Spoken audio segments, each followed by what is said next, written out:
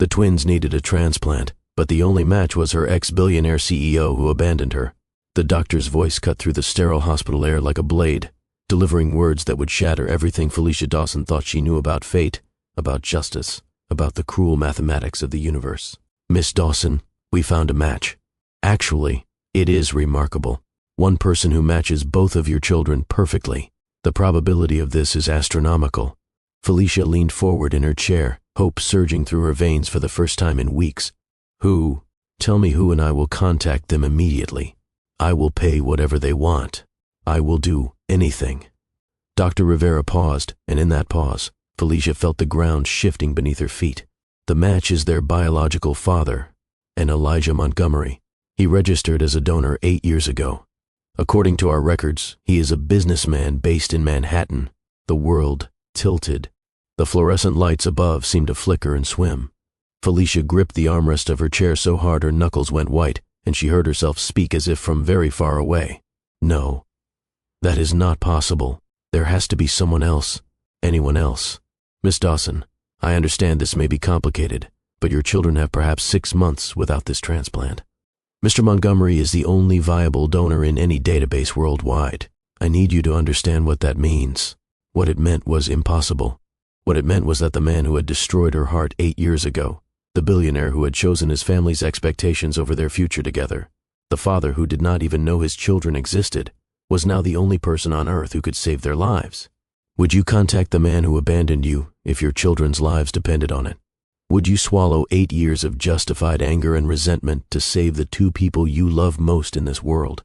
Would you walk back into the fire that nearly destroyed you, knowing it might burn you all over again?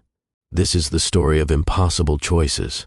This is the story of a mother who built an empire from nothing, and a billionaire who learned that success without love is just expensive loneliness.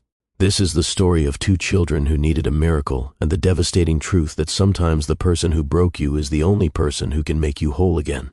But before we get to that hospital room, before we witness the collision of past and present that will reshape 3 lives forever, I need to take you back to where it all began. To a morning in Denver when Felicia Dawson's carefully constructed world started to crack, and the first domino fell in a chain that would lead her straight back to the man she had spent 8 years trying to forget. The morning started like any other, sunshine streaming through kitchen windows, the smell of coffee brewing, and the beautiful chaos of getting 7-year-old twins ready for school. Felicia stood at the stove in her Denver kitchen, flipping pancakes with the practiced efficiency of a woman who had mastered the art of doing 17 things at once. Her dark hair was pulled back in a practical ponytail, and she wore the confident smile of someone who had built her life exactly the way she wanted it, brick by careful brick, without anyone's help. Mama, Noah is using my purple marker again. Mia's voice carried from the breakfast table, equal parts accusation and outrage. Her daughter had inherited Felicia's fierce independence and her biological father's stubborn jaw, though Felicia tried not to think about that second part too often. I needed it for my blueprint, Noah countered, without looking up from his drawing. The boy was all sharp angles and serious expressions, already designing buildings at 7 years old with the kind of focused intensity that sometimes took Felicia's breath away. You cannot have purple support beams anyway. It is structurally unrealistic. My building can have whatever color support beams I want. That is not how architecture works. Children. Felicia set plates of pancakes in front of them, ending the debate with food as she had learned to do years ago. Eat your breakfast. We have 15 minutes before we need to leave. She watched them eat, these 2 humans she had created and raised entirely on her own, and felt the familiar surge of pride and love that had sustained her through the hardest years of her life. They were brilliant, both of them. Mia with her artistic soul and emotional intelligence, Noah with his analytical mind and endless curiosity about how things worked. They were also exhausting, demanding, and the absolute center of her universe. What Felicia did not notice that morning, because she was busy reviewing her catering schedule and answering emails from clients and mentally preparing for a corporate event that weekend, were the small signs that something was wrong. The way Noah seemed slower than usual getting out of bed. The slight paleness in Mia's usually rosy cheeks. The way both children had been more tired lately, needing more rest, running out of energy faster than 7-year-olds should. She would notice later. She would replay this morning 1,000 times in her memory, searching for clues she had missed, blaming herself for not seeing what was coming. But on that particular Tuesday, Felicia Dawson was simply a successful businesswoman and devoted mother getting her kids ready for school. Her catering company, Dawson Events, had grown from a one-woman operation run out of her apartment kitchen to a thriving business serving corporate clients across Denver. She employed 12 people. She owned her own home. She had built something real and lasting from absolutely nothing, and she had done it all while raising twins alone. The man who had fathered those twins, the man whose name she never spoke and whose face she had trained herself not to see when she looked at her children, was a distant memory she had locked away in a box labeled "Do Not Open." Elijah Montgomery existed in her past, and she was determined he would stay there. "Mama," Noah said through a mouthful of pancake, "can we go to the Natural History Museum this weekend? They have a new exhibit about famous buildings." "We will see, baby. Mama has a big event Saturday, but maybe Sunday." "You always have events," Mia observed, not accusingly, just stating fact. "When are you going to take a vacation?" "When someone else pays my bills," Felicia replied with a smile that hid the exhaustion she felt most days. "Now finish eating. Clock is ticking." 15 minutes later, she had both children buckled into her car, backpacks checked, lunches packed, heading toward their elementary school with the same efficiency she brought to everything. This was her life now. Structured, predictable, controlled. No surprises, no dependencies, no vulnerabilities that could be exploited. She had learned that lesson the hard way 8 years ago, standing in a ballroom in Manhattan, watching the man she loved announce his engagement to someone else. She had learned that the only person she could truly count on was herself, and she had built her entire existence around that truth. The call came 3 hours later. Felicia was in her commercial kitchen, reviewing menus with her head chef, when her phone rang with the school's number. Her heart rate spiked immediately, the way it always did when the school called, though usually it was just a forgotten permission slip or a question about pickup times. This time, it was different. "Miss Dawson, this is Nurse Patterson at Riverside Elementary. I have both Mia and Noah here in my office. They both seem unusually fatigued, and Mia has developed some concerning bruising on her arms. I think you should come pick them up and possibly take them to see their pediatrician." "Bruising? What kind of bruising?" "It looks like it could be from normal play, but given that both children seem so tired and that the bruises appeared without any reported injury, I just want to be cautious. I am on my way." Felicia drove to the school faster than she should have, her mind racing through possibilities. Kids got bruises all the time. Kids got tired.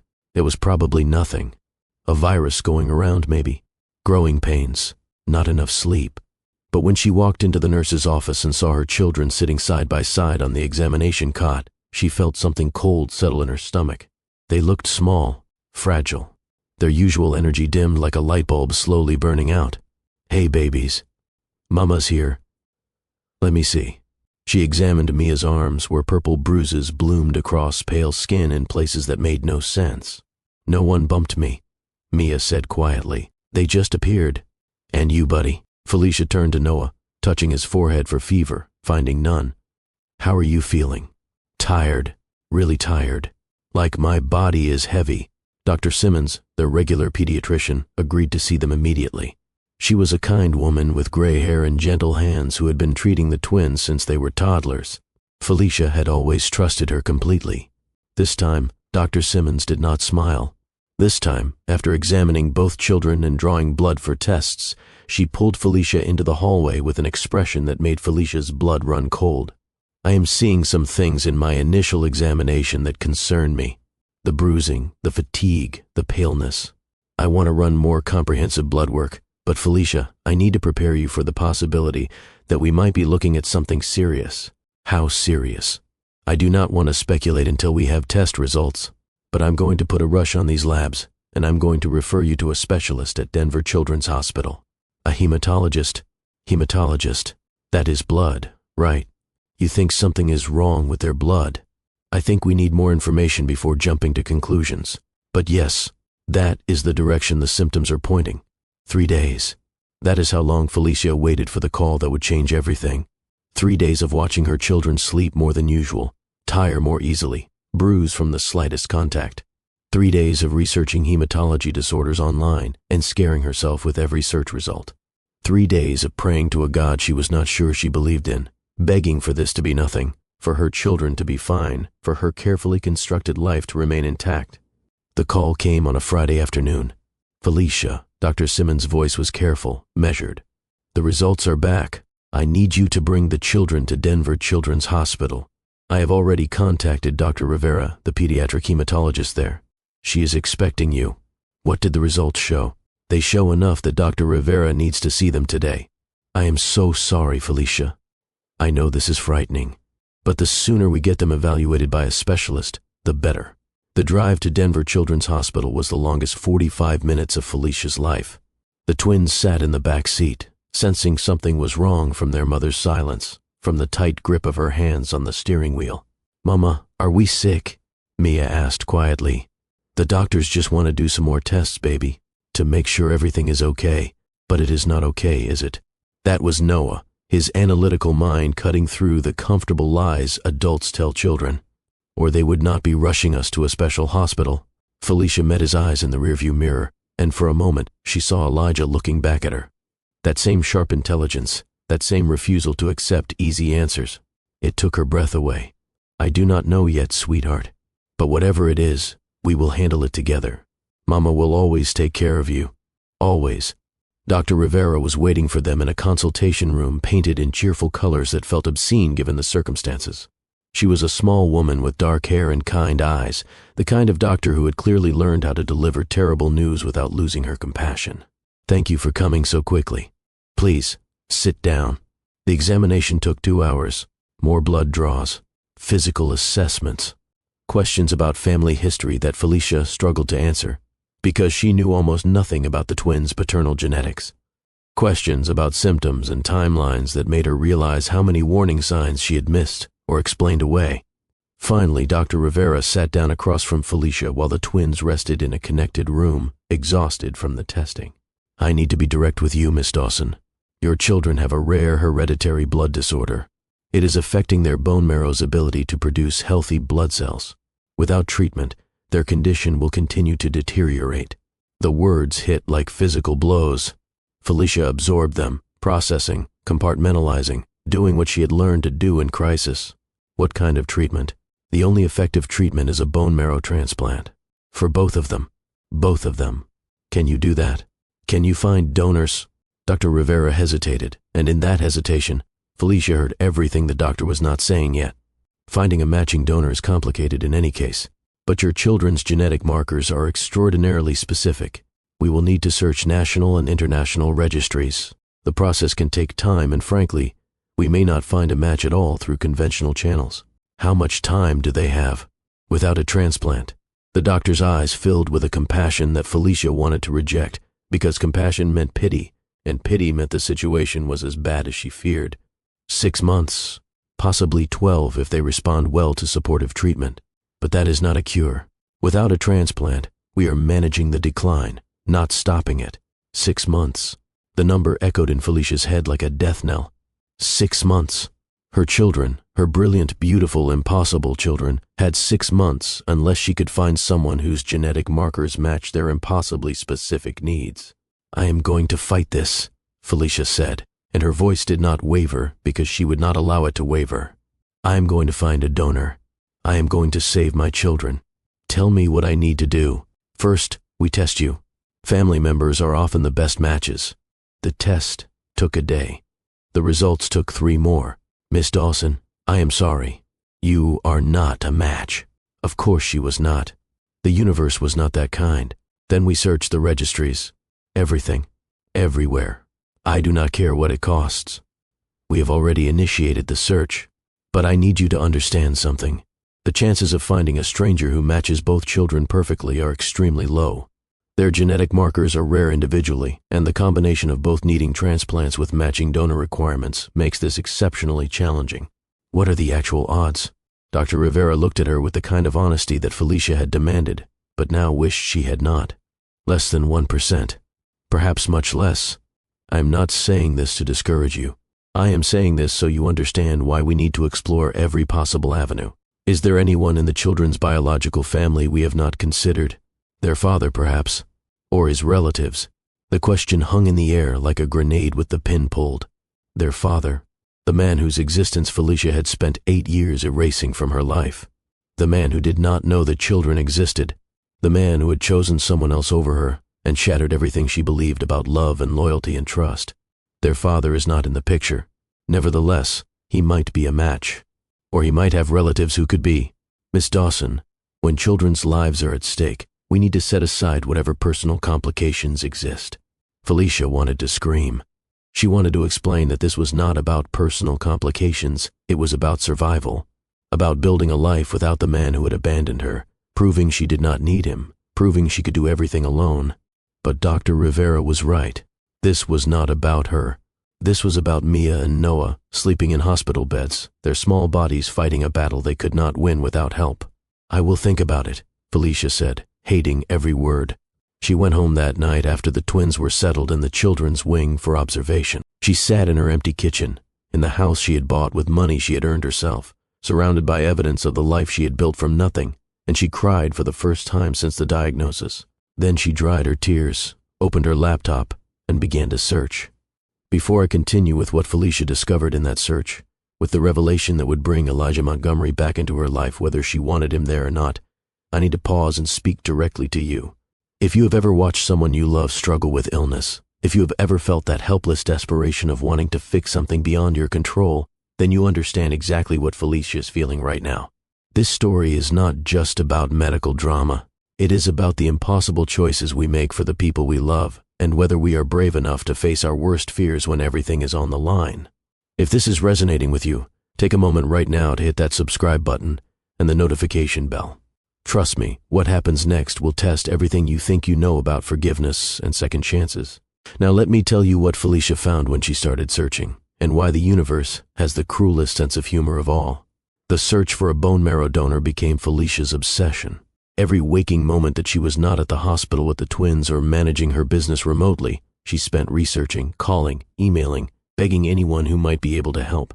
She registered with every bone marrow database in existence. She launched social media campaigns asking for donors.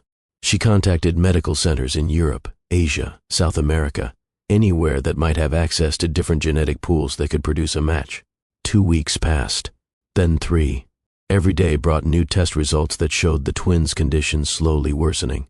Every day brought new rejections from databases that had searched their records and found nothing. "Miss Dawson," Dr. Rivera said during their regular consultation meeting, a month after the diagnosis, "I need to discuss something with you. Something that may be difficult to hear.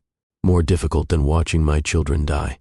Felicia's voice was sharp with exhaustion and fear. She had not slept more than 4 hours a night in weeks. Her business was struggling because she could not focus on anything except finding a donor. Her entire life had narrowed to this single desperate mission. "I understand your frustration." Dr. Rivera's patience seemed infinite, which somehow made everything worse. "But I need to revisit the question of the children's biological father. We have exhausted virtually every avenue available through conventional searches. The genetic markers your children carry are extraordinarily rare. We have searched every database in the world. There is no match. So, what are you saying?" "I am saying that the only remaining option is to look at biological family, specifically their father. Even if he is not a match himself, he may have relatives who could be. We need access to that genetic line. You do not understand. He does not know they exist. He left before I could tell him I was pregnant. He chose someone else, and I walked away, and I have spent 8 years building a life that does not include him. I understand that this is complicated, but Miss Dawson, we are out of options. Without a donor, your children have less than 6 months. Is your pride worth more than their lives?" The words landed like a slap. Felicia opened her mouth to argue, to defend herself, to explain that it was not about pride, it was about survival and self-respect, and protecting herself from a man who had already proven he could not be trusted. But the argument died in her throat. Because Dr. Rivera was right. Her reasons did not matter anymore. Nothing mattered except saving Mia and Noah. "Fine, I will find him, but I need to know if it is even worth pursuing. Can you test to see if he might be a match before I contact him?" Dr. Rivera nodded. "There is actually something I need to tell you. When we run genetic profiles for transplant matching, we cross-reference against the National Donor Database. It is standard procedure. We found something." Felicia felt her heart rate spike. "Found something? What does that mean?" "There is a donor in the National Registry whose genetic markers are a perfect match for both of your children. This is extraordinarily rare, almost unheard of. One person who matches both twins perfectly. That is wonderful. Who is it? How do I contact them? The donor registered 8 years ago, during what appears to have been a corporate charity drive. His name is Elijah Montgomery. The world stopped.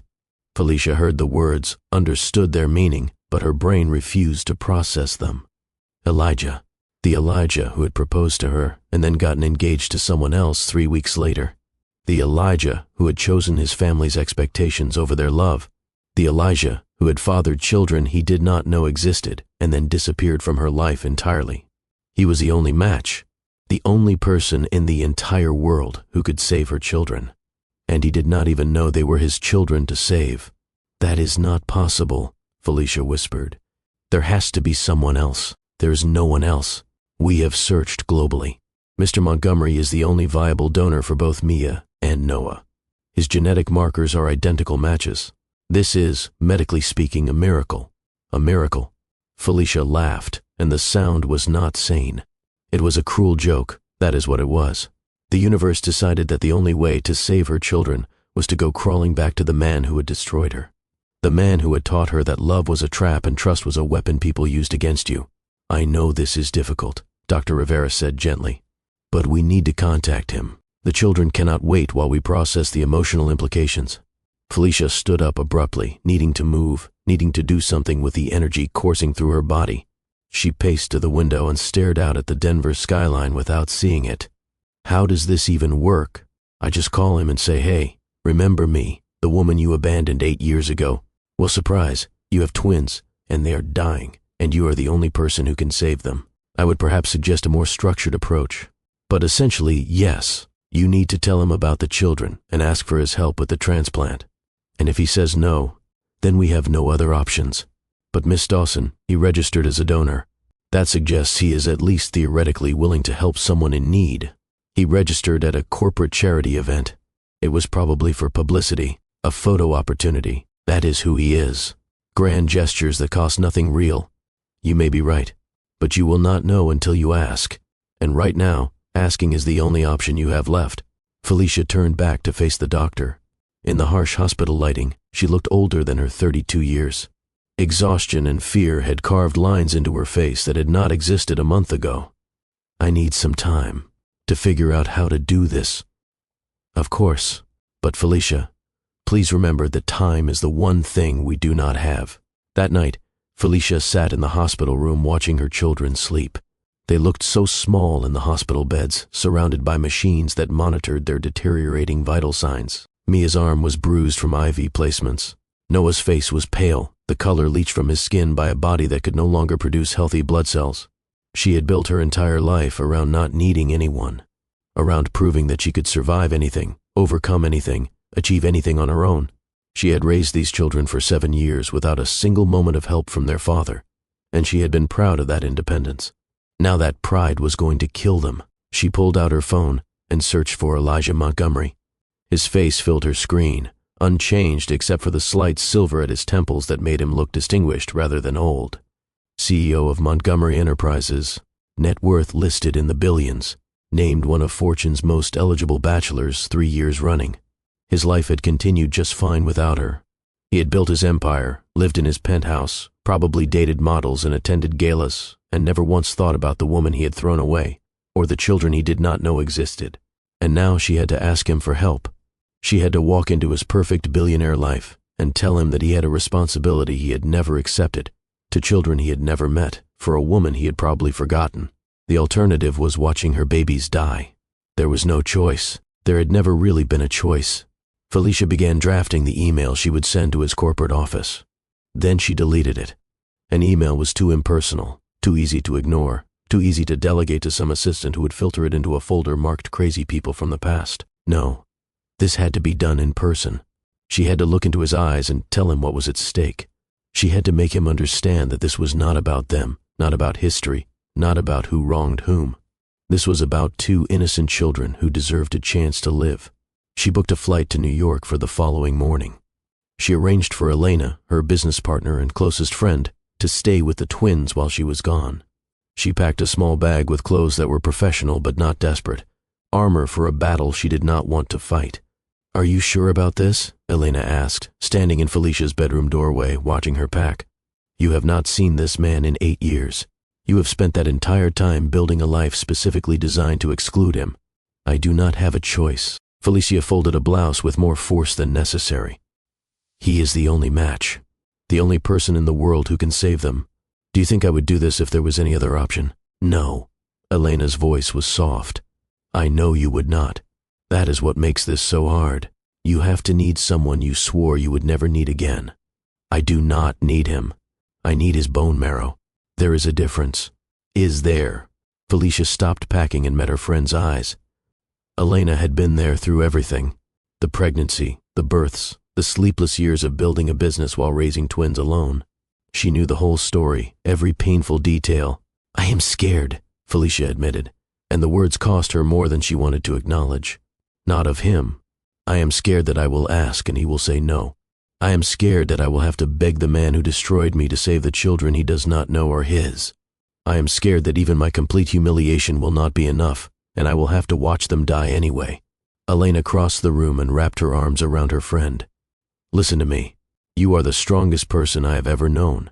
You have survived things that would have broken anyone else. Whatever happens in New York, you will survive that too. And those kids in that hospital are going to pull through because they have you as their mother, and you do not know how to quit. What if that is not enough? It has to be. Elena pulled back and looked at her with fierce certainty. Now finish packing. Your flight leaves in 7 hours, and you need at least a little sleep before you go to war. But Felicia did not sleep that night. She lay in her bed staring at the ceiling, rehearsing what she would say to Elijah, imagining every possible response he might give, preparing herself for rejection and anger and indifference. What she did not prepare herself for was the possibility that he might say yes, that he might actually want to help, that after 8 years, he might have changed into someone worthy of being called a father. That seemed too much to hope for, and Felicia had learned long ago that hope was a dangerous thing to carry. The flight to New York felt like a journey backward in time. Felicia had not been in this city since the night she left, pregnant and heartbroken, boarding a bus to Denver with nothing but a suitcase and a determination to never look back. Now she was looking back, walking back, into the belly of the beast. Montgomery Enterprises headquarters occupied a glass tower in Midtown Manhattan, the kind of building that announced its owner's success with every reflective surface. Felicia stood on the sidewalk outside, staring up at 40 floors of wealth and power, and felt very small. She had dressed carefully that morning in her hotel room. A burgundy dress she had designed herself, professional but distinctive. Heels that gave her height and authority, makeup that concealed the exhaustion etched into her face. She looked like a successful businesswoman, which she was. She did not look like a desperate mother, which she also was. The reception area was all marble and modern art, intimidating by design. A sleek woman behind an even sleeker desk looked up as Felicia approached. Welcome to Montgomery Enterprises. Do you have an appointment? No. But tell Elijah Montgomery that Felicia Dawson is here. Tell him it is life or death. He will see me. The receptionist's perfect eyebrows rose slightly, but she picked up her phone and spoke quietly into it. Whatever response she received made her expression shift from skeptical to surprised. Mr. Montgomery will see you immediately. 42nd floor. His assistant will meet you at the elevator. Felicia nodded her thanks and walked toward the elevator bank, her heels clicking against marble, her heart pounding so hard she could feel it in her throat. 42 floors. 8 years. 2 dying children. One man who held all the power in a situation she had sworn she would never be in again. The elevator doors opened, and Felicia Dawson stepped into the ring. The elevator ride to the 42nd floor lasted exactly 37 seconds. Felicia counted each one, using the numbers to steady her breathing, to keep her composure locked in place like armor she could not afford to let slip. The doors opened onto a reception area that was somehow even more intimidating than the lobby below. Floor-to-ceiling windows revealed Manhattan spread out like a kingdom, and the furniture probably cost more than most people's annual salaries.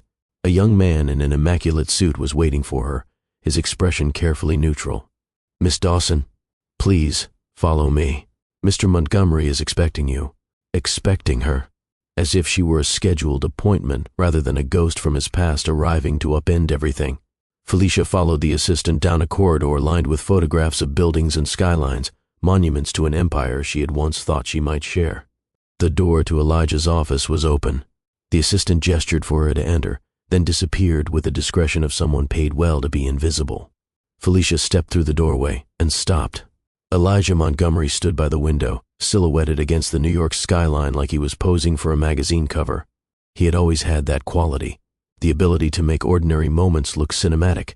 At 36, he looked almost exactly as she remembered him, except for the silver threading through his dark hair and the lines around his eyes that suggested the years had not been as effortless as his success implied. He turned when she entered, and his face went through a series of expressions so quickly she almost could not track them. Shock, hope, pain, guilt, and underneath it all, something that looked almost like longing. Felicia. His voice was rougher than she remembered. I did not believe it when they said your name. I thought it was a mistake. No mistake. She kept her voice steady through sheer force of will. I am here. He took a step toward her, then stopped, reading something in her body language that warned him to keep his distance. You look. He paused, searching for words. You look incredible. Different, but incredible. I did not come here for compliments. No. I imagine you did not. He gestured toward a sitting area, leather chairs arranged around a low table. Please, sit. Tell me why you are here. Felicia did not sit. Sitting felt too vulnerable, too much like surrendering the high ground in a negotiation she had not yet begun. Instead, she walked to the window, putting distance between them, and stared out at the city that had once broken her heart. I need to tell you something, she said without turning around. Something that will change everything. And I need you to just listen, without interrupting, until I am finished. Okay. 8 years ago, when I left New York, I was pregnant. The silence behind her was absolute. She could feel Elijah's shock radiating through the room like heat from a fire. I did not know it then, she continued, her voice carefully controlled. I found out 2 weeks after I arrived in Denver. I was alone, heartbroken, and pregnant with twins. Your twins. Still silence. She turned to face him and found him frozen in place, his face drained of color, his hands gripping the back of a chair so hard his knuckles were white. I chose not to tell you, Felicia continued. You had announced your engagement to Victoria 3 weeks after I left. You had made your choice clear. I decided I did not want children whose father would only see them as an obligation or an inconvenience. I decided to raise them myself, without your money or your involvement or your name. And did. For 7 years I have raised them alone, and they are brilliant and beautiful and absolutely perfect.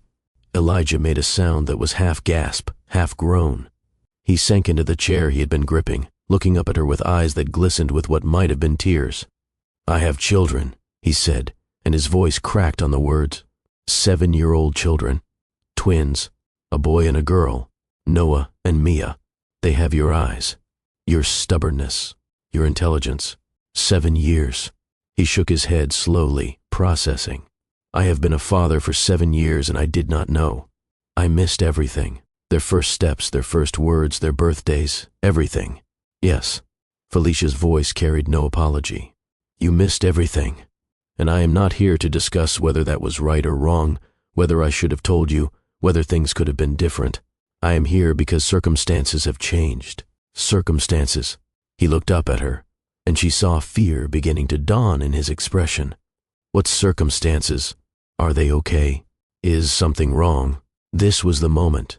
The reason she had flown across the country, walked into this tower, faced the man who had once destroyed her. She had to say the words that would change everything again. They are sick, Felicia said, and her voice finally wavered despite her best efforts. Both of them. A rare genetic blood disorder that is destroying their bone marrow. They need transplants to survive, and the doctors have searched every database in the world. You are the only match, the only person on earth who can save their lives. Elijah stood up so abruptly that his chair scraped against the floor. He crossed to her in 3 strides, stopping just short of touching her, his face a mask of horror and determination. What do you need? Tell me what you need, and I will do it. Right now.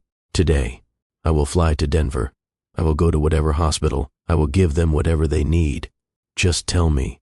Felicia had prepared herself for resistance, for questions about proof and paternity tests and legal implications, for negotiation about terms and conditions and what he would want in return for his cooperation.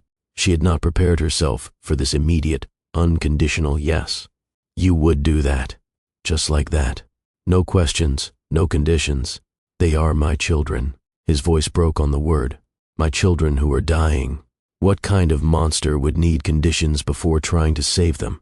The kind of monster who got engaged to someone else 3 weeks after I left, Felicia thought but did not say. The kind of monster who chose his family's expectations over the woman who loved him. But looking at him now, at the raw desperation in his eyes and the tears he was not quite managing to hold back, she could not see that monster. She saw a man in agony, learning that he had children and that they were dying in the same terrible moment. The transplant process requires medical testing, she said, pulling herself back to practical matters. You will need to fly to Denver, undergo compatibility verification, and then the extraction procedure. The doctors want to move quickly. Every day matters. Then we leave now. I have a plane. We can be in Denver in 4 hours. I need to explain the terms first. Felicia held up a hand to stop him from calling for his assistant. Your medical help does not automatically grant you parental rights. The children do not know you exist. I need to figure out how to tell them before you meet them. And I need your word that you will not try to take them from me or use your money and influence to undermine the life I have built for them. Elijah stopped, looking at her with an expression she could not quite read. You think I would do that? Use my resources against you? I think I do not know who you are anymore. I knew who you were 8 years ago, and that man made choices that devastated me. I have no way of knowing if you have changed or if you have simply become more sophisticated at hiding who you really are. Fair enough. He nodded slowly. Then let me be clear. I am not asking for your forgiveness or a second chance with you. I am not trying to swoop in and take over their lives or diminish what you have built. I want to help save them. I want to meet them if you will allow it. And I want the chance to be some kind of father to them, whatever that looks like on your terms. That is all I am asking. Words are easy, Elijah. You have always been good with words. I know. He met her eyes without flinching. That is why I am not asking you to trust my words. I am asking you to let me prove myself through actions. Starting right now, tell me what you need me to do, and I will do it. No arguments, no negotiations, no conditions. Felicia studied him for a long moment, searching for the catch, the angle, the self-interest that had to be lurking beneath the surface. She found nothing but desperation, and something that looked almost like hope. Fine, she said finally. We leave now. Your plane, since time matters. But Elijah, I want you to understand something. These children are my entire world. I have sacrificed everything for them. If you hurt them, if you disappoint them, if you make promises you do not keep, I will destroy you. I do not care how much money you have or how many lawyers you can afford. I will find a way to make you regret ever meeting them. A faint smile crossed Elijah's face, tinged with sadness. There she is, the woman I fell in love with. Fierce, protective, taking absolutely no nonsense. Do not, Felicia said sharply. Do not try to charm me or reminisce about what we had. That woman is gone. The woman standing in front of you now has spent 8 years learning that the only person she can count on is herself. You are a means to an end, a matching genetic profile, nothing more. Understood? His voice was quiet, accepting. Then let us go save our children. The flight to Denver took 3 hours and 47 minutes. Felicia spent most of it on the phone with Dr. Rivera, coordinating the medical testing that would begin as soon as they landed, explaining that the potential donor was in transit and would arrive that evening. Elijah sat across from her in the private jet, his expression alternating between shock and grief as the reality of the situation continued to sink in. Several times he opened his mouth as if to ask questions, then closed it again, respecting her request for silence on personal matters. Finally, as the plane began its descent into Denver, he spoke. Can you tell me about them? Not about us, not about the past, just about them. Who they are, what they like. I want to know them before I meet them. Felicia hesitated. Every instinct told her to keep him at a distance, to share nothing that could be used against her later. But he was about to undergo a medical procedure to save their lives. And despite everything, she wanted him to understand who he was saving. Mia is creative and emotional, and sees things other people miss, she said slowly. She draws constantly. Dragons are her current obsession. Purple dragons specifically. She insists that dragons can be any color they want because they are magic, and anyone who disagrees with her is wrong by definition. A soft laugh escaped Elijah. She sounds fierce. She is. She gets it from me, though you would probably argue she gets it from you. And Noah, he is different. Analytical. He wants to understand how everything works. He's been designing buildings since he could hold a pencil. Blueprints, floor plans, structural analyses. His teacher thinks he might be gifted. Architecture. Elijah's voice carried something like wonder. I wanted to be an architect once, before my father insisted I take over the company. He knows. Somehow. He has never met you, has no idea you exist, but he is drawn to the same things you were drawn to. Genetics, I suppose. They sat in silence as the plane touched down, the weight of 7 missed years hanging between them. Felicia, Elijah said as they taxied toward the private terminal, I know you do not want to hear this, but I need to say it once, and then I will not bring it up again. Do not. I am sorry. For everything. For choosing wrong 8 years ago. For being too much of a coward to fight for what I actually wanted. For missing their entire lives because of my own weakness. I cannot change the past, but I can try to do better going forward if you will let me. Felicia looked at him, this man she had once loved more than anything, who had shattered her so completely she had spent years reassembling the pieces into someone harder and stronger and less capable of being hurt. Sorry does not mean anything, she said finally. Actions mean something.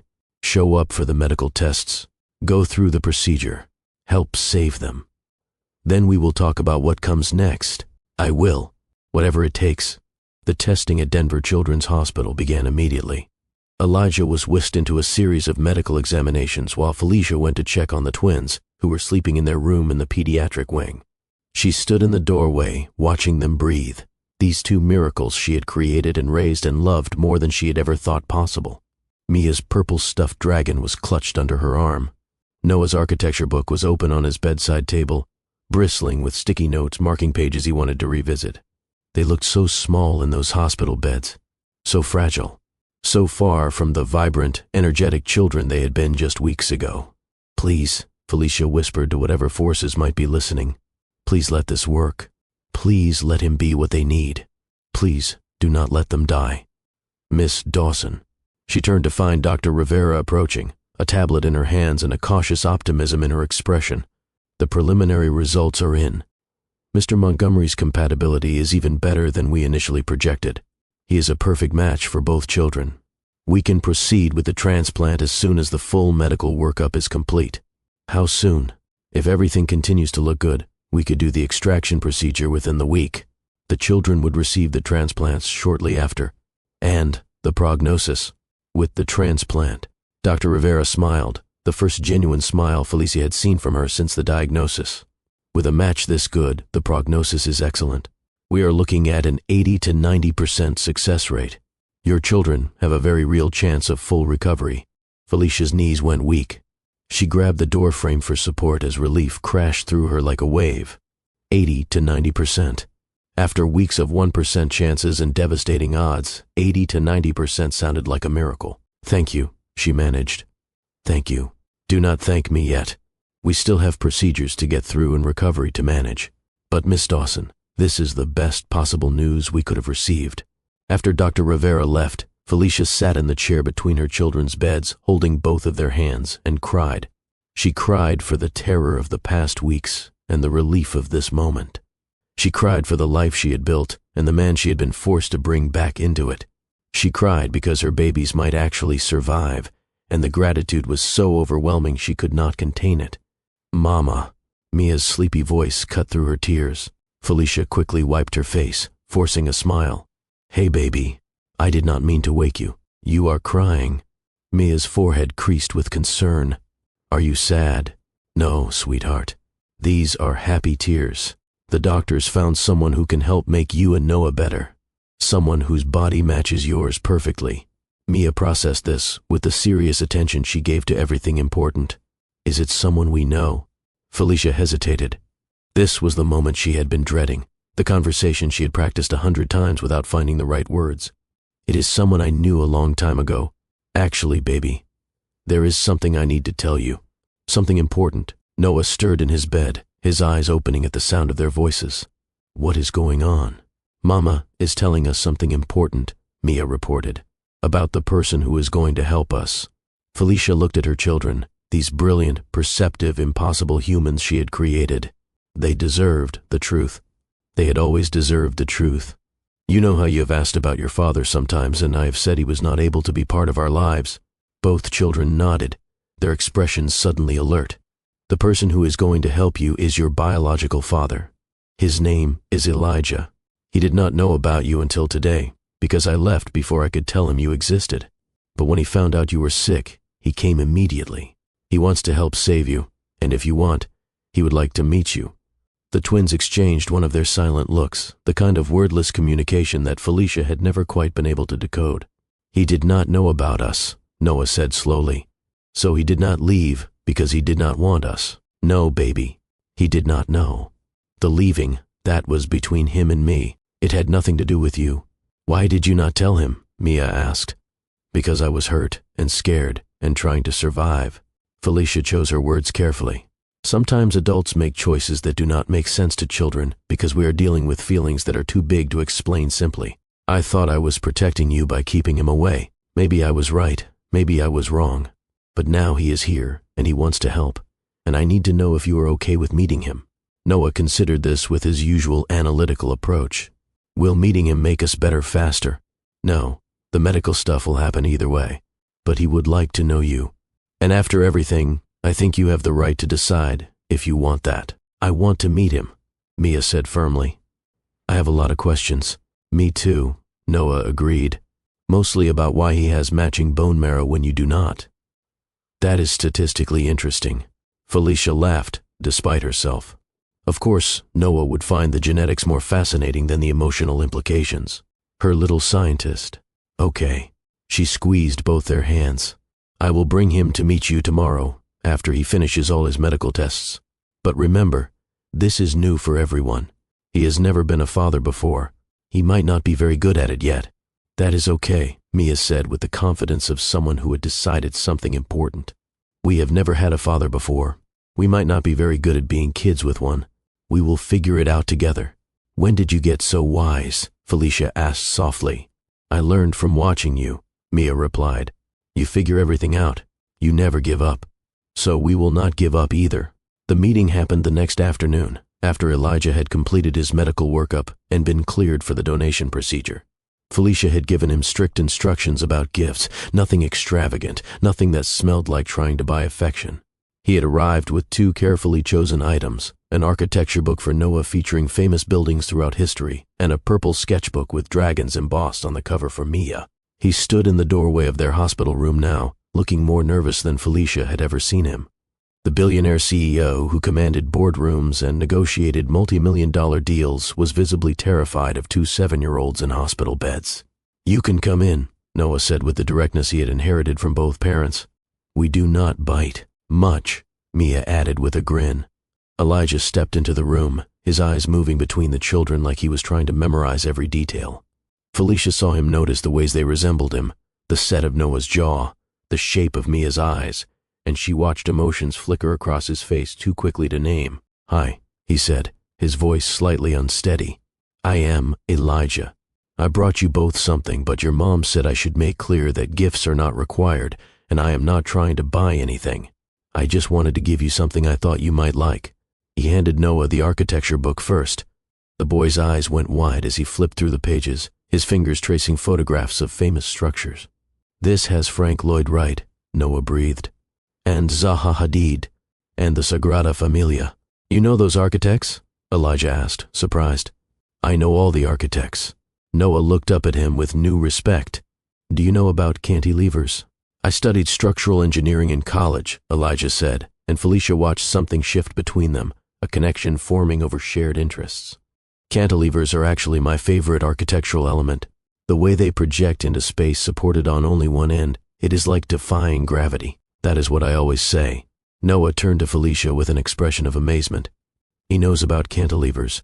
Mia, meanwhile, had opened her purple sketchbook and was examining it with approval. I like this. The dragons are elegant but not too fancy, and there is lots of room for drawing. Your mom said you like purple dragons, Elijah offered. She said you have a whole collection. I do. Do you want to see my drawings? I have a whole series about Queen Dragonfire. She protects her kingdom from bad guys. I would love to see them. For the next hour, Felicia watched Elijah navigate his first conversation with his children. He listened to Noah explain his building designs with genuine interest, asking questions that showed he was actually paying attention. He admired Mia's dragon drawings without condescension, treating her artistic vision with the respect it deserved. He was good at this, Felicia realized with surprise, better than she had expected. He was not talking down to them or trying too hard to impress them. He was just being present, engaged, authentically interested in who they were. "Can I ask you something?" Noah said eventually, his analytical mind clearly processing the situation. "Anything. Why did you not know about us? Mom said you did not know, but I do not understand how that works. Usually people know if they have children." Elijah glanced at Felicia, asking permission to answer. She gave the slightest nod. "Your mom and I were together 8 years ago," he said carefully. "We loved each other, but I made a very bad choice. I hurt her badly, and she left. She did not know she was pregnant yet when she left, and after everything I had done, she decided not to tell me when she found out." "What bad choice?" Mia asked. Elijah was quiet for a moment, clearly deciding how much truth children could handle. "I chose something easy over something meaningful," he said finally. "I let other people tell me what my life should look like instead of deciding for myself. And because of that choice, I lost your mom, and I missed knowing you existed. That was my fault, not hers. She was protecting you from someone who had not proven he could be trusted." "But you want to be trusted now," Noah said. "That is why you are here. I want to try. I cannot change missing the first 7 years, but I can show up now if you will let me." "We will think about it," Mia declared with the same firm authority Felicia used in business negotiations. "We have to discuss it together first. That is what we do with big decisions." "That is very mature of you," Elijah said, and he sounded like he meant it. "We learned from Mom," Noah explained. "She always makes pro and con lists. She says emotions are important, but so is logic. She is right. Your mom is the smartest person I have ever known." Noah and Mia exchanged another one of their twin looks. Then Mia turned to Felicia with an expression of approval. "I like him," she announced. "He listens when we talk, and he knows about cantilevers." "We have not finished our assessment," Noah cautioned. "But initial data is promising." Felicia bit back a laugh. Her children were evaluating their father like a potential business partner, and somehow it was both ridiculous and exactly right. "The preliminary evaluation is appreciated," Elijah said seriously. "I hope to earn a positive final assessment through consistent performance over time." Both children nodded, apparently satisfied with this response. "We are at the moment everything changes." In the next few days, Elijah will undergo the procedure that could save both children's lives. But nothing in this story has been simple so far, and what comes next will test everyone in ways they never expected. Before I continue, I want to ask you something. Do you believe people can truly change, or do we just become more sophisticated versions of who we have always been? This is the question at the heart of this story, and I would love to hear your answer. Drop a comment below telling me what you think. Have you ever given someone a second chance who did not deserve the first? Have you ever been given one yourself? While you are here, hit that like button if you are invested in this family's journey. Share this with someone who needs to hear that survival is possible, that strength can look like asking for help. Now let us continue with the days leading up to the transplant and the crisis that no one saw coming. The surgery was scheduled for the following Tuesday, 5 days away. 5 days for Elijah to complete all the necessary preparations. 5 days for the children to adjust to the idea of having a father. 5 days for Felicia to manage a situation that grew more complicated by the hour.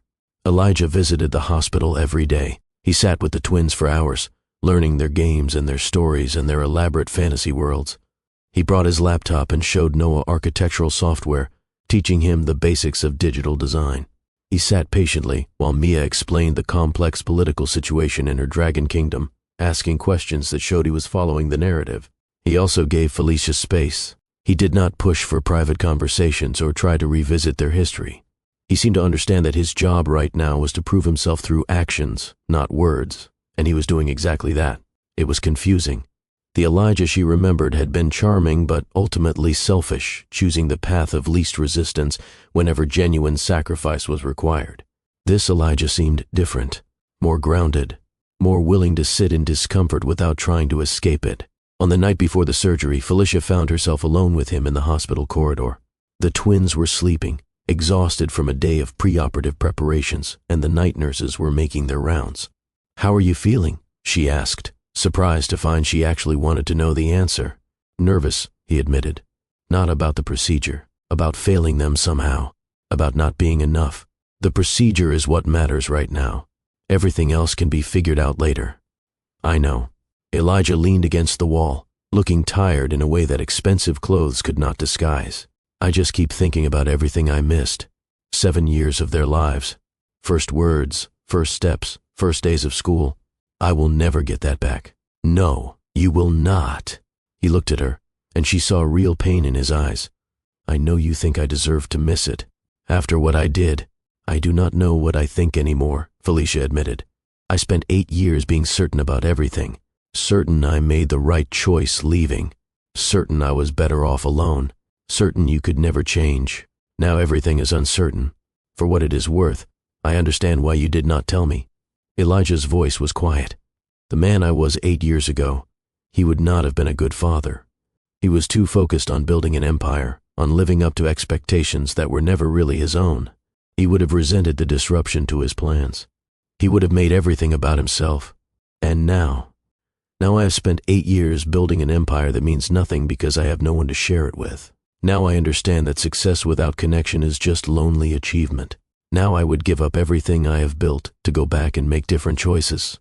"Pretty words," Felicia said, but there was less edge in her voice than before.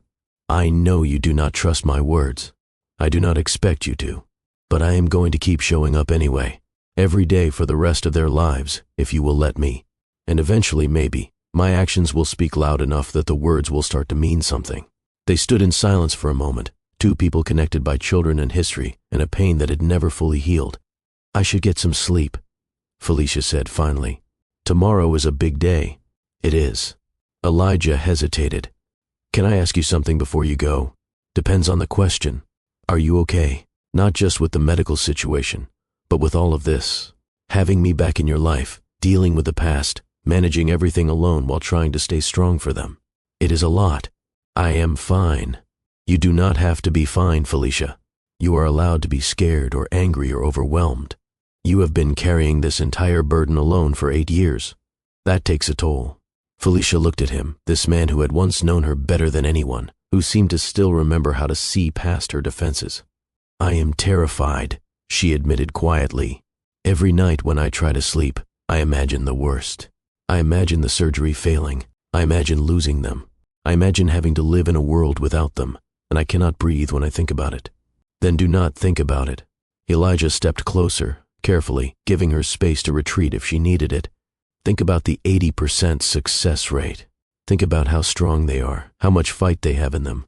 Think about the fact that we found a match against impossible odds, and if the universe can give us that miracle, it can give us one more. Since when do you believe in miracles?"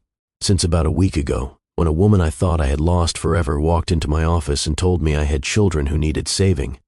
If that is not a miracle, I do not know what is." Felicia felt tears threatening and blinked them back. "I should go." "Okay.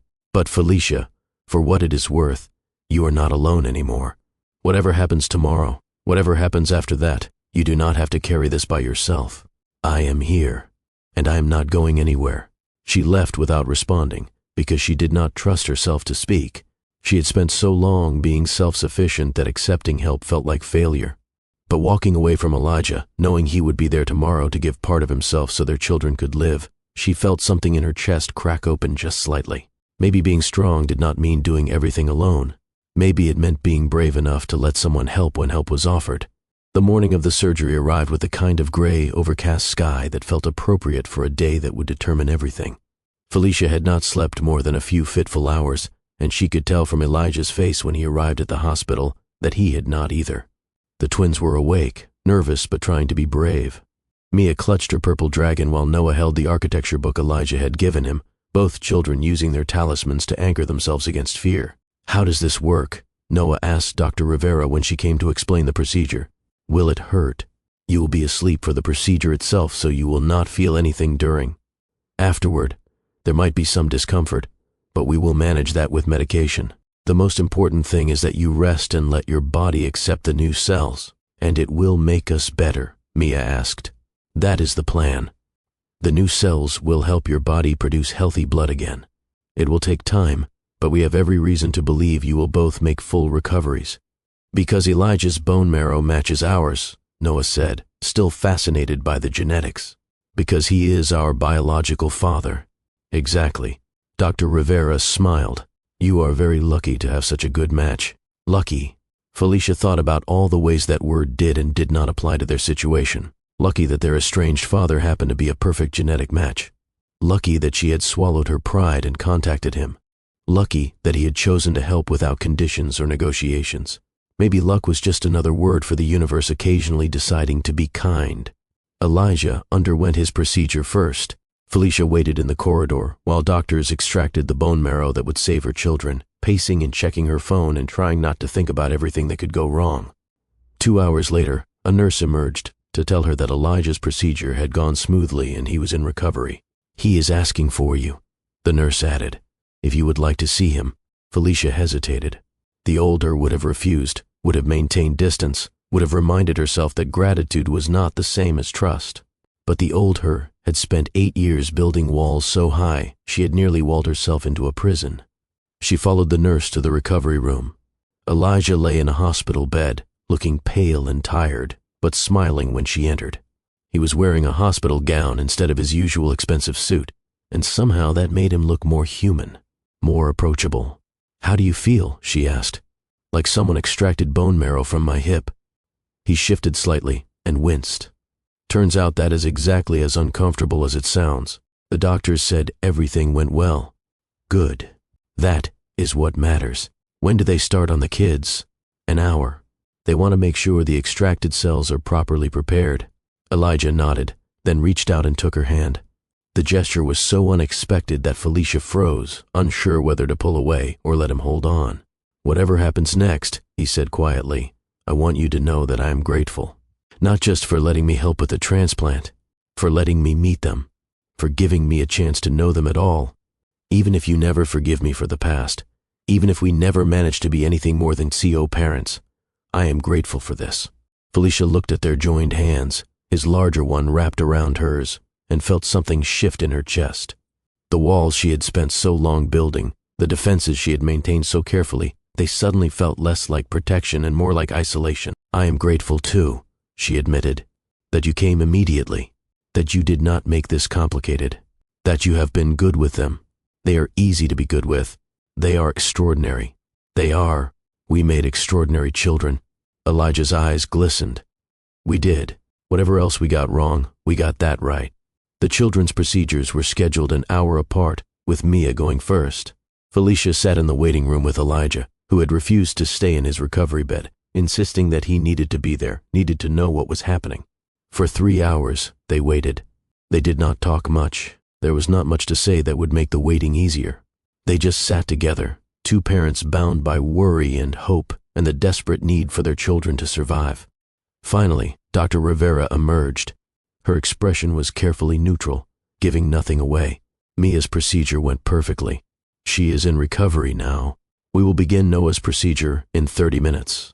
And Mia, how is she responding? Felicia asked. It is early, but initial signs are good. Her body seems to be accepting the transplant well. Felicia sagged with relief. 1 down.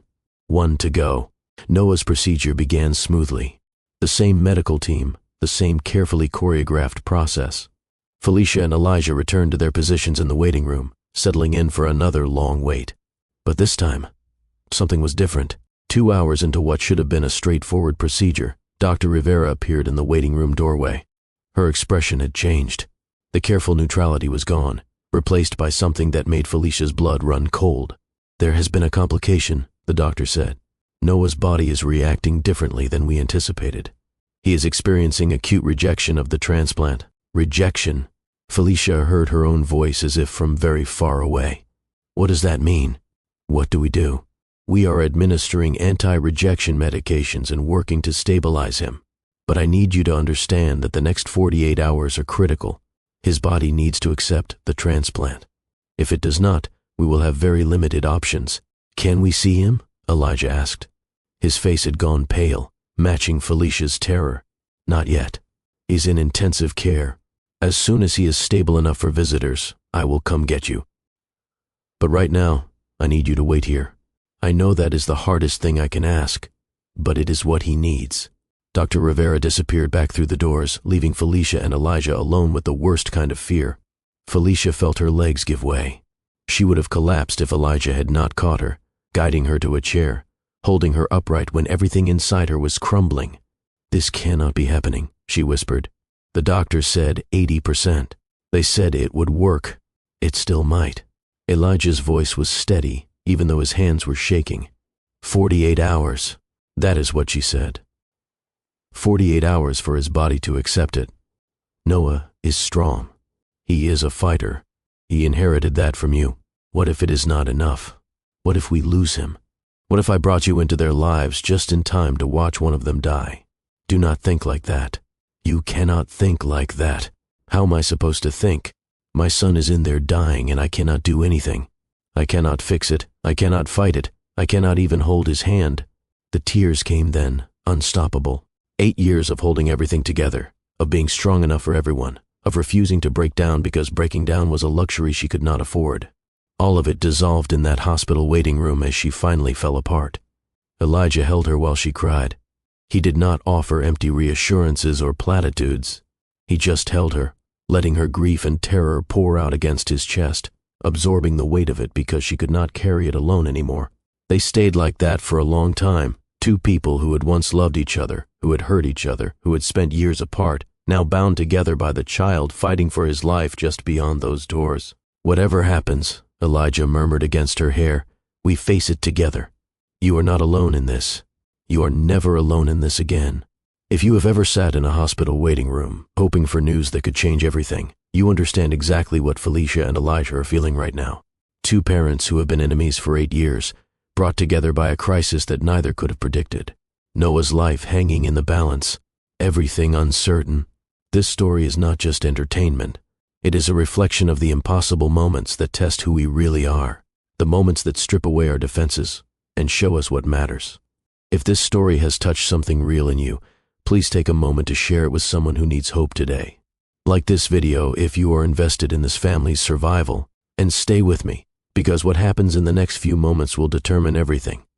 The question is not whether Noah will survive. The question is, what kind of family will emerge from this crisis?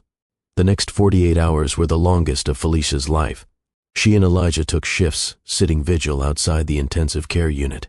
One of them would sit with Mia, who was recovering well but desperately worried about her brother.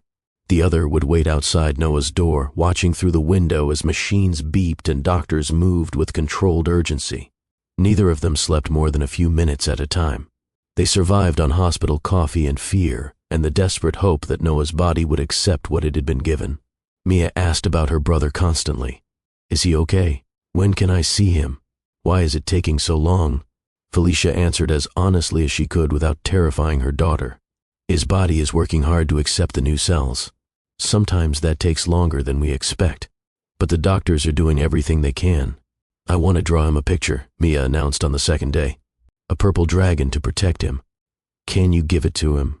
Felicia took the drawing, a fierce dragon breathing purple fire over a castle, with the words, "Get better," Noah scrawled across the top in 7-year-old handwriting. "I will make sure he sees it the second he wakes up," she promised. On the second night, something changed.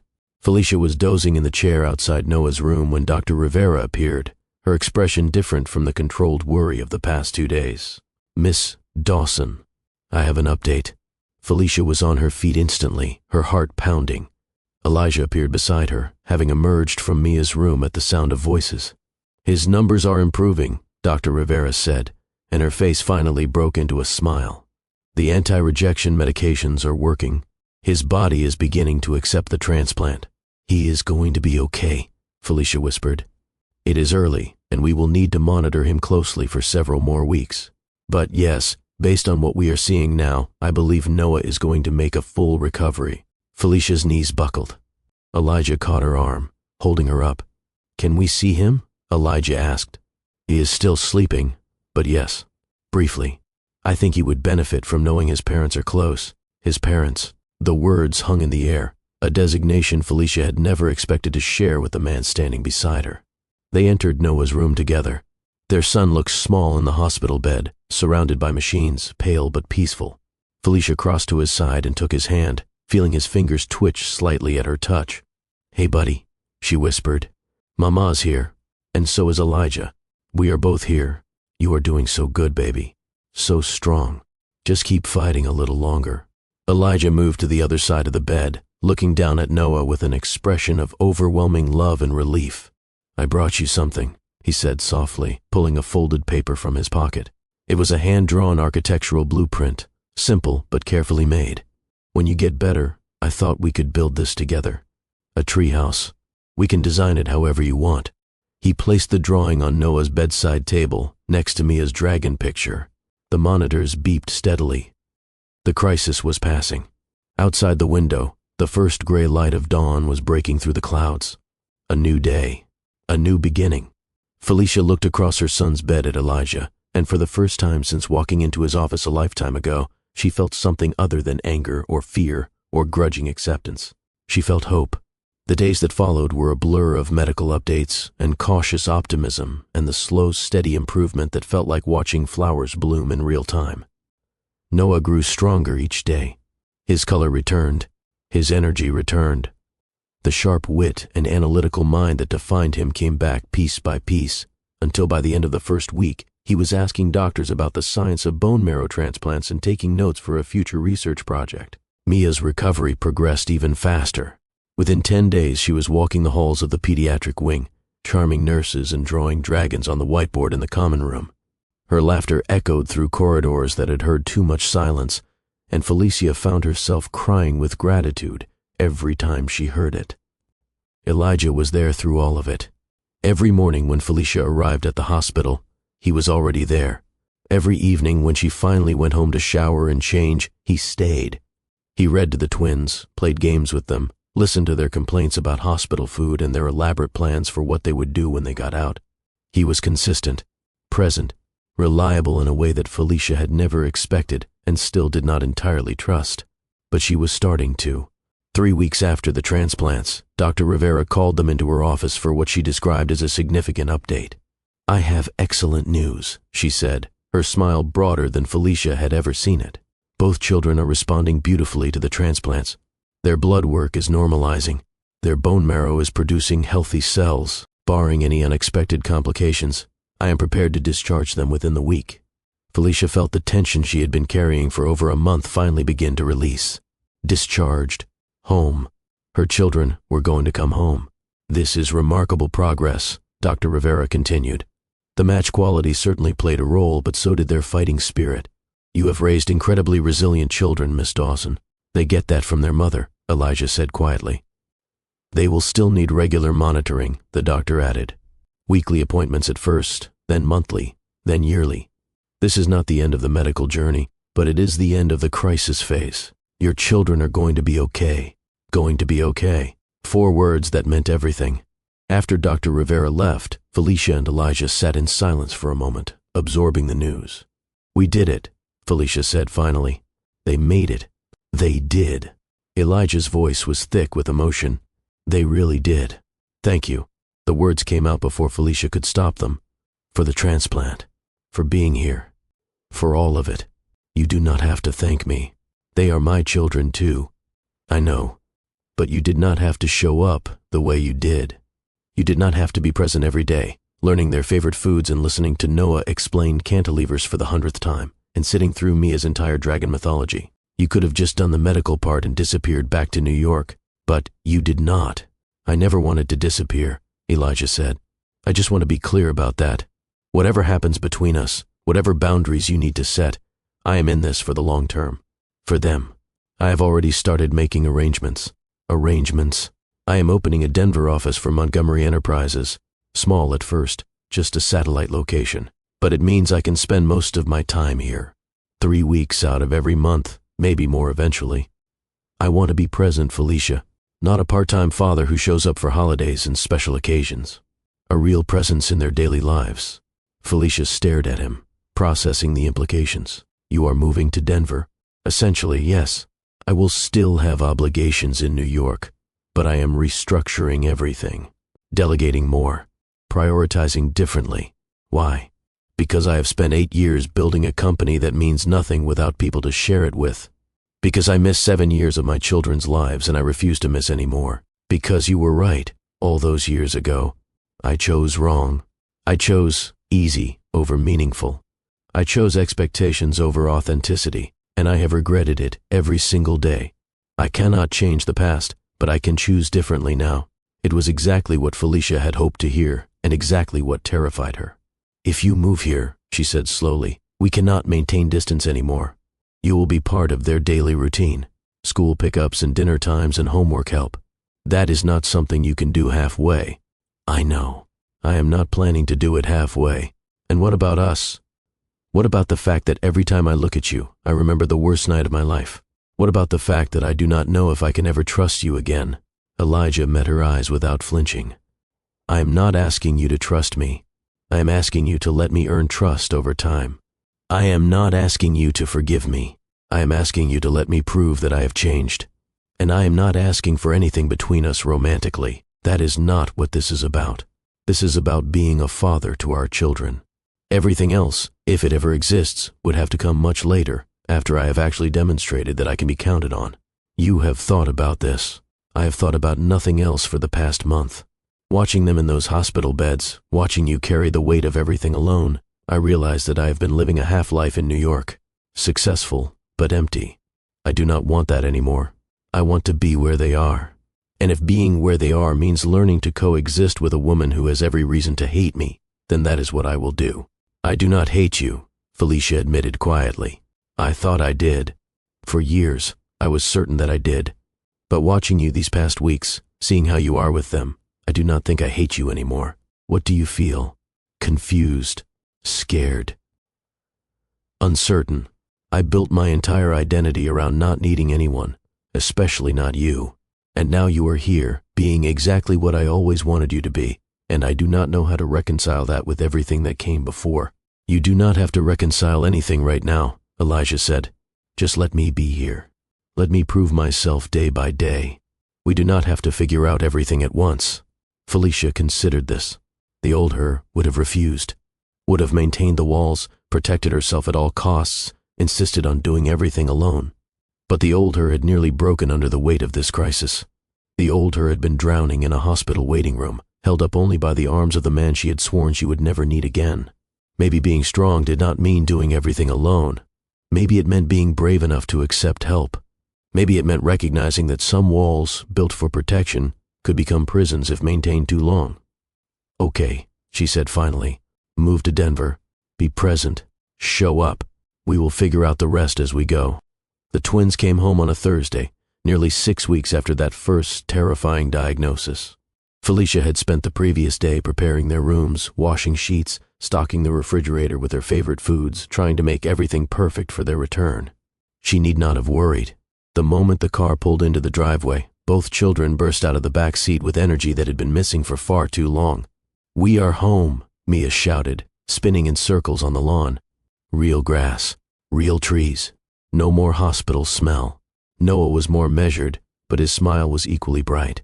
My room. I need to see my room. I have so many designs to work on. They raced into the house, and Felicia stood in the driveway watching them go, tears streaming down her face. Elijah stood beside her, maintaining the respectful distance he had learned to keep. They look good.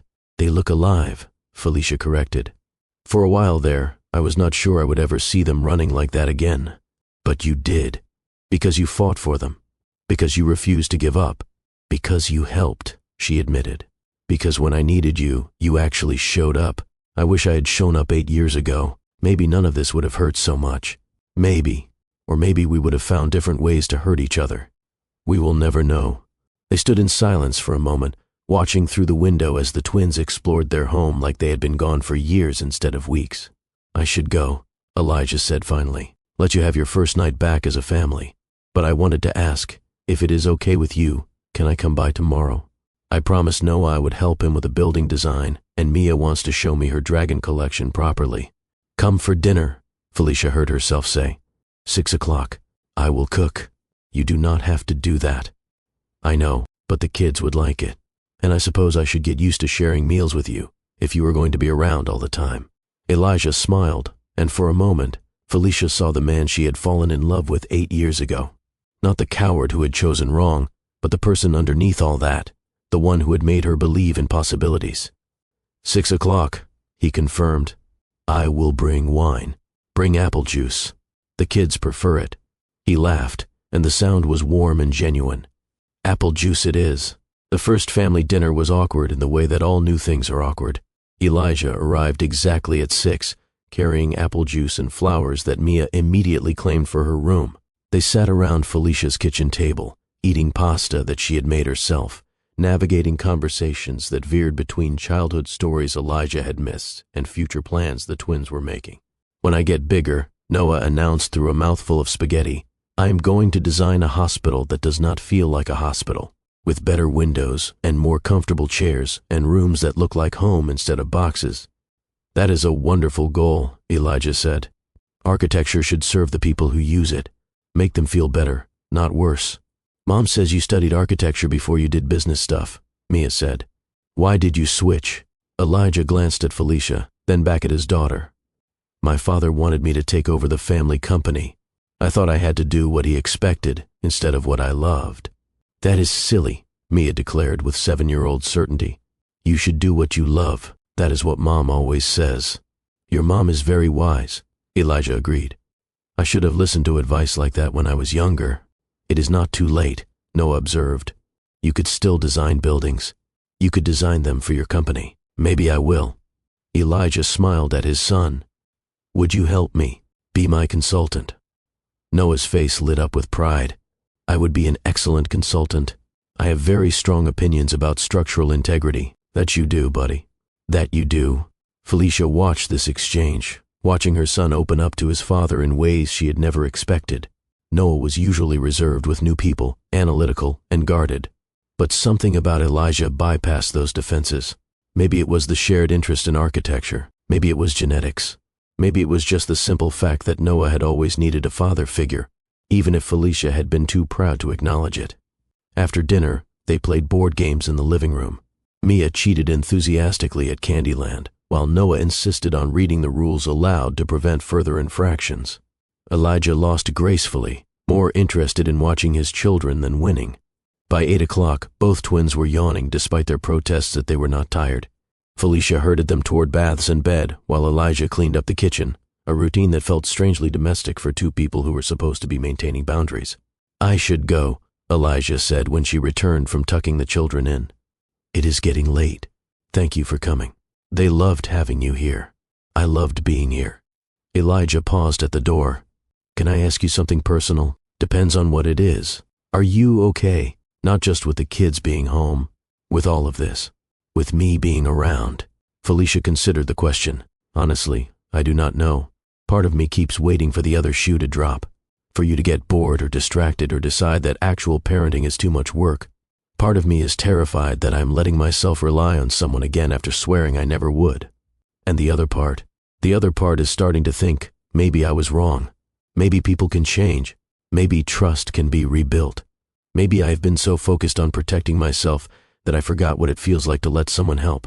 That is progress, Elijah said gently. Is it, or am I just setting myself up for another fall? Life is risk, Felicia. Love is risk. You taught me that, even if I was too stupid to understand it at the time. The question is whether the potential reward is worth the potential pain. What is the potential reward? A family, Elijah said simply, a real one.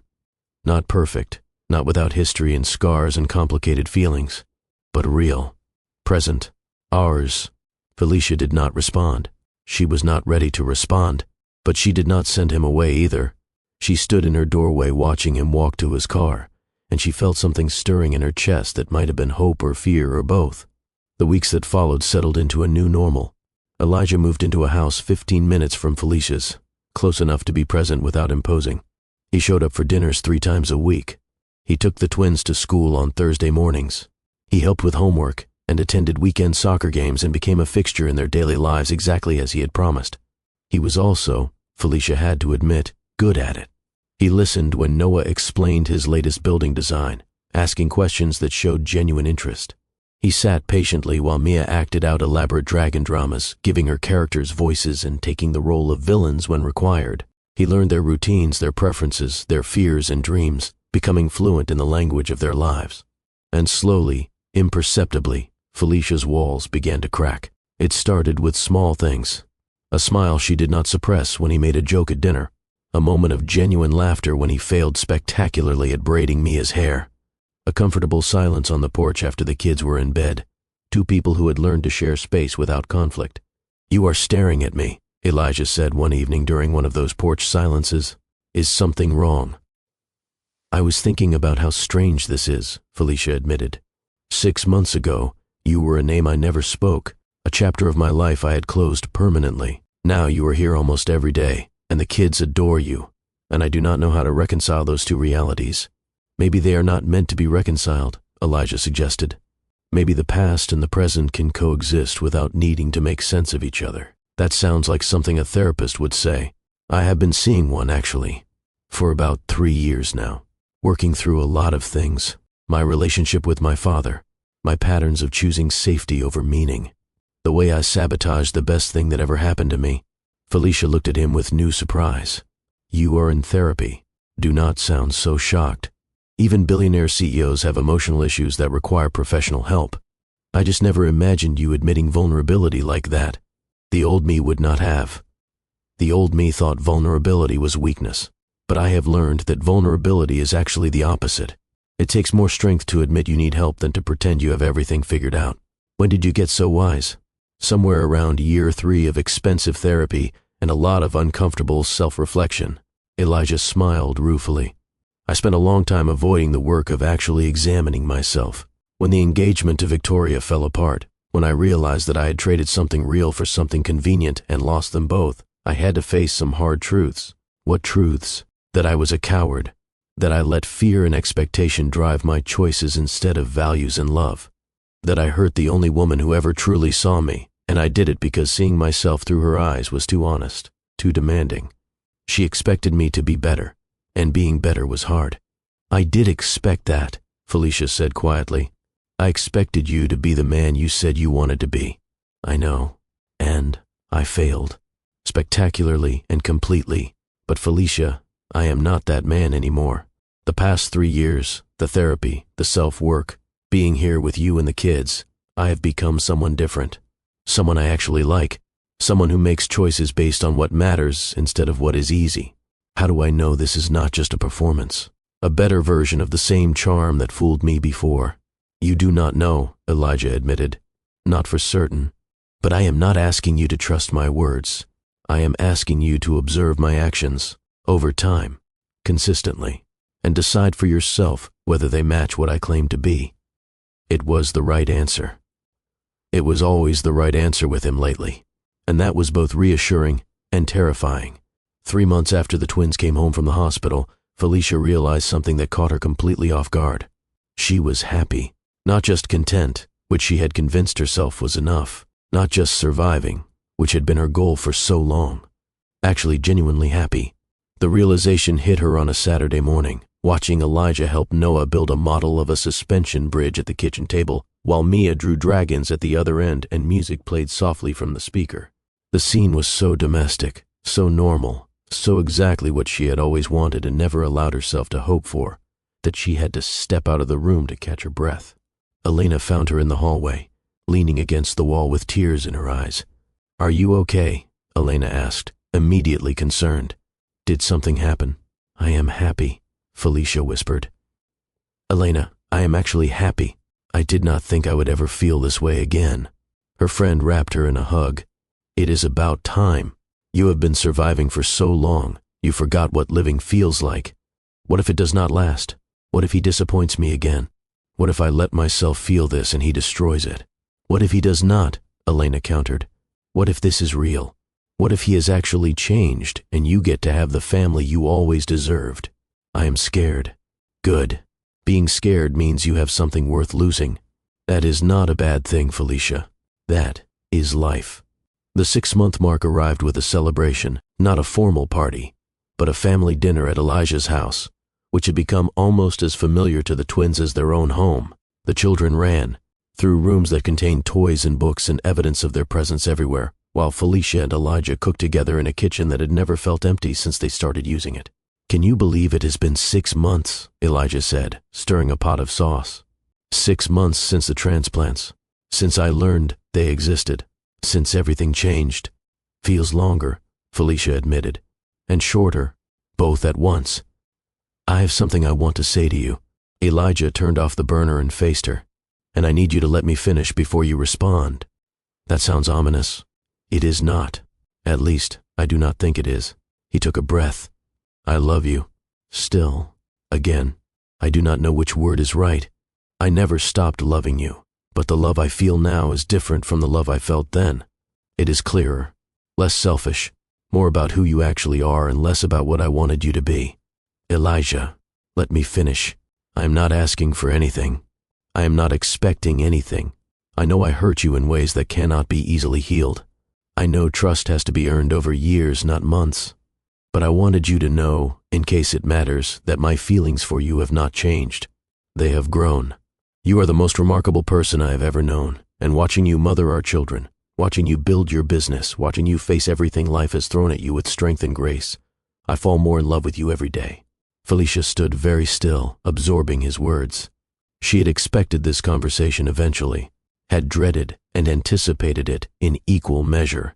But now that it was happening, she found that her fear was smaller than she expected. "I do not know if I love you," she said honestly. "I know that I stopped hating you.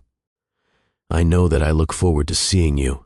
I know that the kids are happier with you in their lives, and that I am happier too. But love is a big word. It carries a lot of weight, and the last time I loved you, it nearly destroyed me. I understand. I am not saying no," Felicia continued. "I am saying not yet. I am saying I need more time. I need to see this version of you hold up under pressure, under boredom, under all the ordinary challenges of actual life. I need to believe that this is permanent before I risk my heart again. Take all the time you need." Elijah's voice was steady, accepting. "I am not going anywhere. And even if you never feel the same way, even if we only ever manage to be co-parents and friends, that is enough. Being in their lives, being in your life in whatever capacity you allow, that is more than I deserve." "Stop saying you do not deserve things," Felicia said, and there was a hint of her old fire in her voice. "It was true once, but people are not static. You have worked hard to become someone different. Own that. You are right." He smiled slightly. "See, you still make me better. You still challenge me to be more. Someone has to." They stood there for a moment, in the kitchen of a house that was starting to feel like home, with children laughing in the other room and the future stretching out before them like an unwritten story. "I should check on the pasta," Felicia said finally. "It is probably overcooked." "Probably. But we can work with overcooked pasta. We can work with a lot of things, apparently." She turned back to the stove, but she was smiling. And Elijah was smiling too. And the walls that had protected Felicia for so long were not so much crumbling as transforming, becoming something permeable, something that could let people in while still keeping her safe. The year anniversary of the diagnosis came and went. Then the year anniversary of the transplants. The twins grew taller, healthier, more fully themselves with every passing month. Noah won a junior architecture competition with a design for an eco-friendly community center. Mia's dragon drawings became so elaborate that Elijah suggested she might have a future in animation. They were a family. Unconventional, certainly. Complicated, absolutely. But real. Felicia and Elijah dated slowly, carefully, building something new instead of trying to recreate what had been destroyed. They went to dinners and movies and long walks where they talked about everything and nothing. They learned each other again, the people they had become instead of the people they had been. And one evening, almost 18 months after Elijah walked back into her life, Felicia realized she was ready. They were sitting on her porch again, their usual spot, watching the sunset paint the Denver sky in shades of orange and purple. The twins were inside doing homework, their voices carrying through the open window. "I love you," Felicia said quietly. Elijah turned to look at her, his expression shifting from surprise to hope to something that looked like joy. "I've been thinking about it for a while," she continued, "analyzing it, because that is what I do, trying to figure out if it was real or just convenience or gratitude for what you did for the kids. But it is not any of those things. It is you, the person you have become, the father you are to them, the partner you are to me. I love you. Felicia. Her name in his voice was reverent, almost disbelieving. I am still scared, she admitted. Part of me probably always will be, but I've decided that being scared is not a good enough reason to hold back anymore. You have shown up every single day for 18 months. You have proven yourself through actions, exactly like you said you would. And somewhere along the way, I stopped waiting for you to fail. I will not fail you again, Elijah said. I cannot promise perfection. I cannot promise I will never make mistakes. But I can promise that I will never stop trying. I will never stop choosing you and them and this life we are building together. That is enough, Felicia said. That is actually everything. He kissed her then, gentle and certain, a promise sealed with more than words. And Felicia kissed him back, letting go of the last remnants of fear, stepping fully into a future she had never allowed herself to imagine. Through the window, Mia's voice rang out. Mom, Noah is using my purple marker again. I need it for my blueprint, Noah protested. Felicia and Elijah pulled apart, laughing. Some things never change, Elijah observed. No, but the important things do. They went inside together to referee the marker dispute and help with homework and eat dinner as a family. They would do the same thing tomorrow and the day after and all the days after that, because that is what family means, not perfection, not the absence of history or pain or complicated feelings, just showing up again and again, choosing each other through all of it. And there it is, the full story of Felicia, Elijah, and the twins whose illness brought a family together in the most unexpected way. If you made it to the end of this story, I want to personally thank you. Your time matters, and the fact that you spent it here, with us, with this family, means more than I can express. This story teaches us so many things, that people can change when they are truly willing to do the work, that protecting ourselves from pain can also protect us from joy, that our worst moments do not have to define our entire story, that true courage is not refusing to fall, but choosing to get up and try again, and that sometimes the most unexpected sources bring the healing we need most. Felicia spent 8 years building walls so high she thought no one could ever breach them. But walls built for protection can become prisons if maintained too long. The bravest thing she ever did was not surviving alone. It was letting someone help her. It was risking her heart again. It was choosing love over fear. Elijah spent 8 years achieving everything and having nothing that mattered. He learned that success without connection is just expensive loneliness, that being a father is not about grand gestures, but about showing up for the ordinary moments. That redemption is not given but earned, one day at a time, one choice at a time. And the twins, they taught both their parents that children are more resilient than we give them credit for, that they can handle complicated truths better than comfortable lies, that love is not about perfection but about presence.